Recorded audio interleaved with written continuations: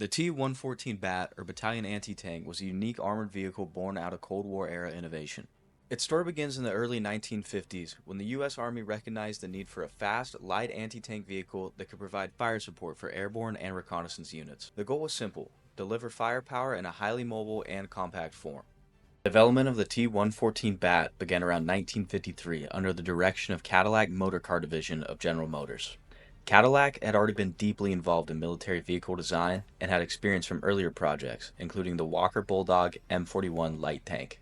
An interesting side note is one of the designers named Harley Earl actually helped create the M18 Hellcat as well as the Chevrolet Corvette. So, quite a broad range of things that guy did. The T-114 chassis was part of a broader initiative to create a family of lightweight armored vehicles, including the M113 armored personnel carrier that we all know and love. The T-114 BAT variant was equipped with a 106 M40A1 recoilless rifle mounted in the turret with a 3-round magazine as well as a semi-automatic loader. Now, part of this turret design was an internal ranging 50 caliber loaded with just tracer rounds, and the goal of this 50 caliber is to provide quick range finding, all this at the expense of shooting a 50 cal at your intended target. Now, the T-114 underwent testing at the Aberdeen Provisional Ground between December of 1960 and January 1961. These evaluations aim to assess the vehicle's performance, reliability, and suitability for its intended role as a lightweight, air-transportable tank destroyer. Now, in these tests, mechanical reliability was one of the big red flags that first popped up. It experienced frequent mechanical failures during testing, issues including malfunctions with the drivetrain and suspension systems, leading to concerns about its dependability in combat situations. In terms of armor protection, you could say it was lacking at best. The lightweight aluminum armor provided minimal protection against landmines as well as small arms fire.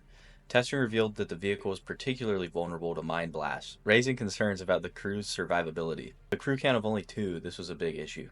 Now, the tank's main armament, the 106mm M40A1 recoilless rifle, was probably its biggest upside. However, during testing at the Aberdeen Proving Grounds, the semi-automatic loader encountered operational issues. Specifically, the loader was prone to jamming, which disrupted the firing sequence and compromised the vehicle's effectiveness in combat scenarios. The jamming was attributed to the necessary precise alignment between the pre-engraved rotating bands on the ammunition and the rifling grooves within the barrel.